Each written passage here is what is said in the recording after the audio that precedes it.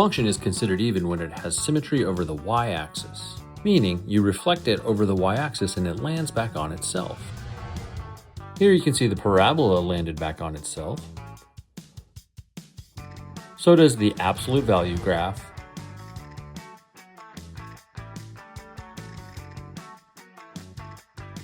and even the inverse square.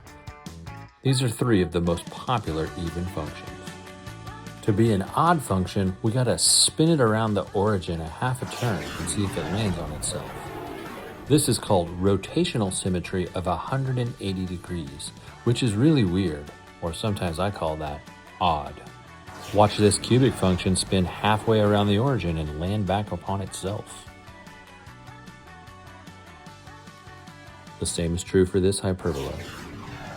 Any function with rotational symmetry of 180 degrees about the origin will be odd. Check out these guys. They're not odd. If I spin them around the origin 180 degrees, they don't land on themselves. Didn't land on itself. And even though this guy's a cubic, it doesn't land back on itself when we spin him around the origin because it's been shifted to the right.